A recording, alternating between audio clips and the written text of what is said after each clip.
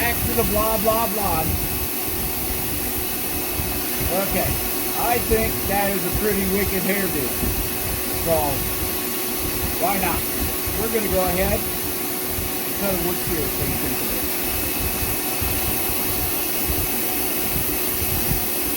So here we go. Let's give it a shot. Oh, we meet James our burr again. We're back to that flame burr. Love them flame burrs.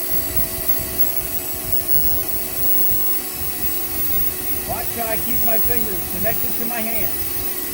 Here we go. We're going to cut the nose in first. Straight down.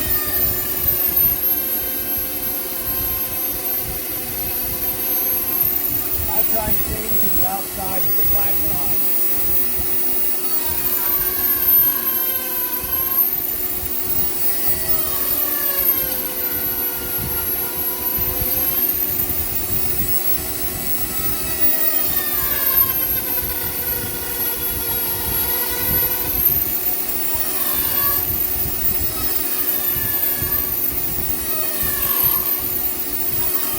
Hardest thing about making a wood spirit on flat wood is getting the base to stand out. So you're going to have to go deep. You're going to have to go deep in this wood to get that nose to pop out. Okay. Then we're going to trace out our mustache.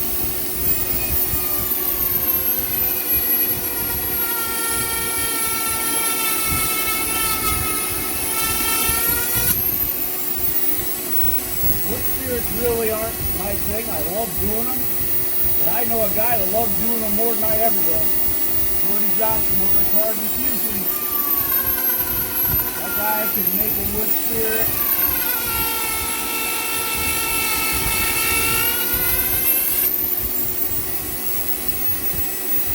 Over the months I've been watching him, he is really Mr.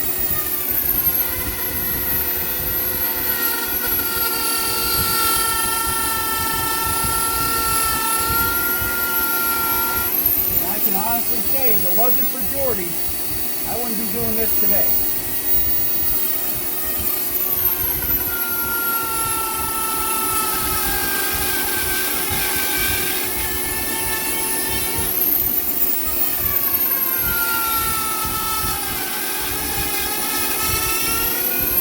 You just have to make sure you've got a grip on this thing. It will get away from you. Come on, make sure you got a good grip on it. Okay, and we're gonna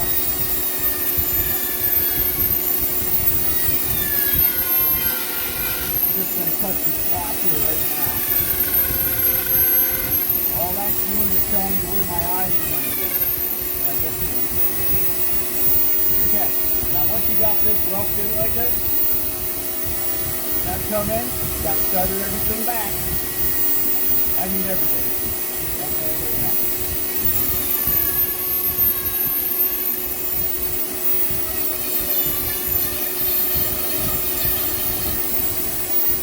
The deeper you go, the better off this is going to be because it's really going to make this pop.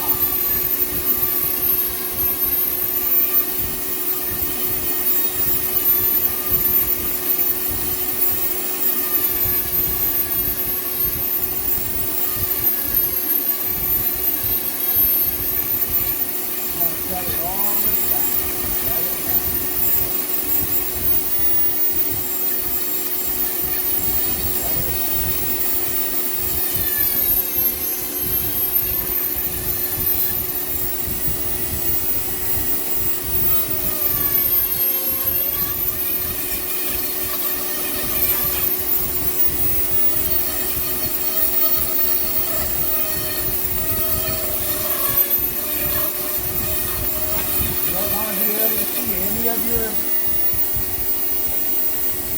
Any of your original point lines up here.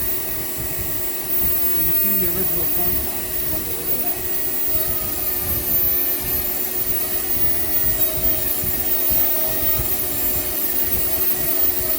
Look at that.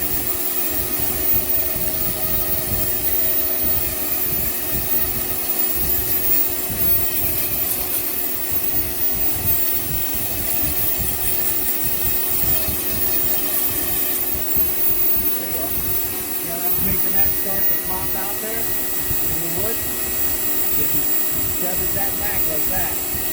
Now we're going to end up taking this down, all of it, so it's going to take a minute. So let me do this off camera, and I'll get right back with you. Okay guys, it's been a minute. Actually, it's been a lot of minutes. Since we last talked, we started this video at 12:30.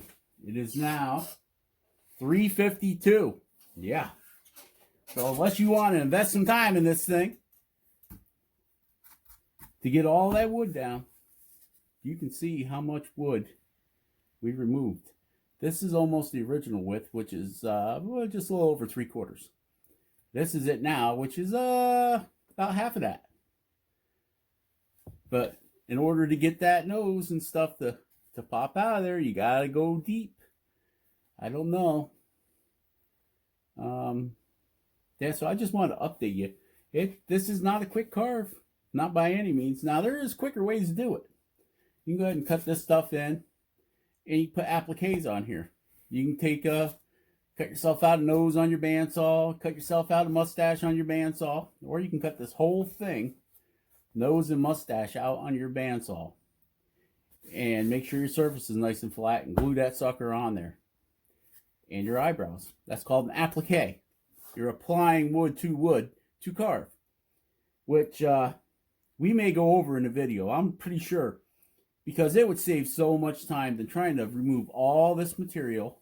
I mean, it's a lot of material. Like I said, I'm into it for like, what, 3.5 hours now?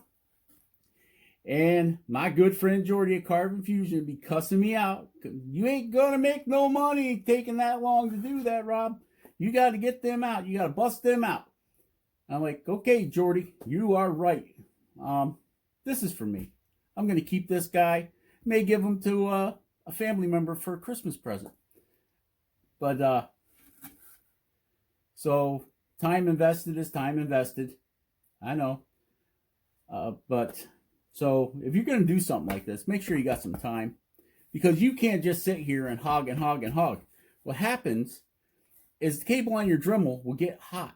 And if you don't stop and let that baby cool down, it will melt right through that plastic sheathing. This plastic sheathing right here, I have actually melted this. This is on my 732 Industrial. It's kind of set up like a Fordham. Handpiece comes off. It's just Dremel's version. I don't even think that Dremel makes this anymore. Matter of fact, I know they don't, because when I called after I melted my cable, now I bought this in 03. That's how long I've had this. I've had this sucker for a long time, and it still runs like a clock.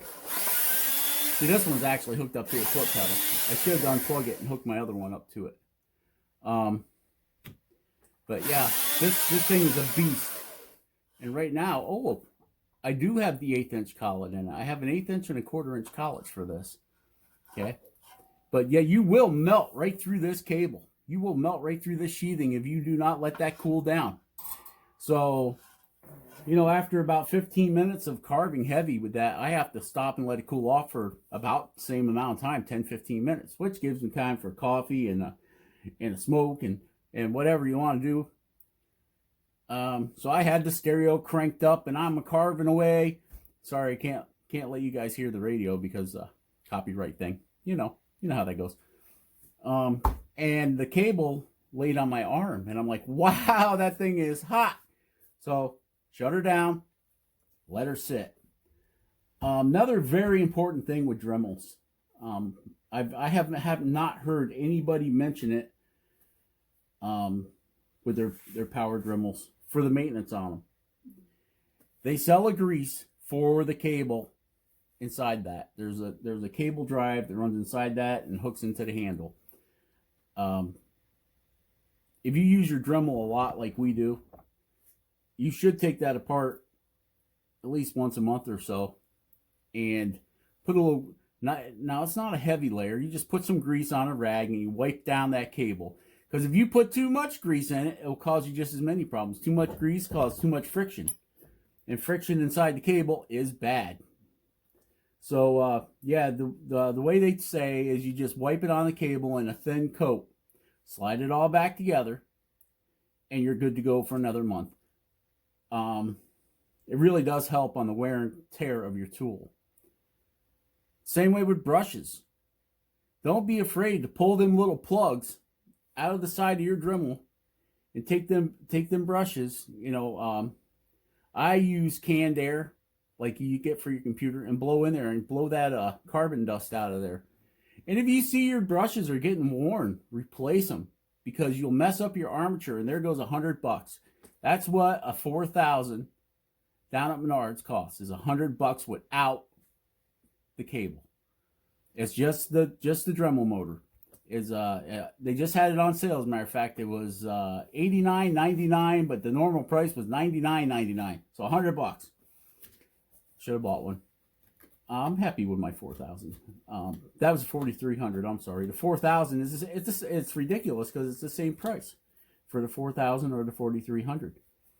Yeah, but unless you plan on spending some time doing this, or what I should have done was went to my 732 and put a 1/4 inch bit in there and ripped this stuff down. But I also ran into another problem. There was a split in my wood, and as I was carving it, whing, off went a piece over there and off went a piece over here, and so you can see the tree used to bow out quite a bit here, and now because that snapped off and this side snapped off, I had to bring it down. But okay, let's get back to this. What I'm going to do is, you can see this, the eyelids are cut in. Well, not the eyelids, the eyebrows are cut in. I got to go deeper under this one to get that cut back. I don't know if this guy's going to have eyes or not yet, because the wood is kind of getting thin.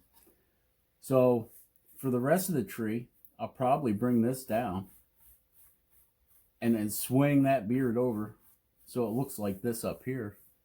Swing the beard down, and then right off. Just bring it down and come right off that deal here. If you remember seeing this when we first laid it out, these loops start here and then they loop back. So what we're going to do with the beard is we're going to loop it back just like that, like the wind is blowing it. And I'll use one of Jordy's sound effects. I don't know if he's going to get mad, but hey Jordy, I'm sorry if you get mad right up front, but I got to do it because you do it so cool. You got to get that whoosh, that wind blowing that beard, whoosh. So what I'll do is I'll go ahead and cut that in, and we'll get right back to you. Right now I'm waiting for the cable to cool down again. This is like my 3rd time, and I got to let that cable cool off. I don't want to burn up my Dremel. Okay, so once that cools down, I'll go ahead and cut this in. It's just like cutting this in, same thing. I showed you guys how to do that. It's easy. Just cut that in, and then we'll cut this in, and you can see this, how this is going to step out here, because we had to remove a lot. Every place you see them cut marks, we had to remove all that material to get this mustache whooshing across there like that. And you can see where it chipped off. My mustache actually sticks out past my board a little bit, but that's a cool happenstance. I like that.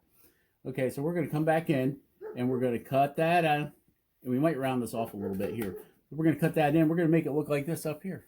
These guys up here. We're just going to carry it on down to there, and cut it in that way. And then we will, underneath that, we're going to come back, and we're going to cut this in.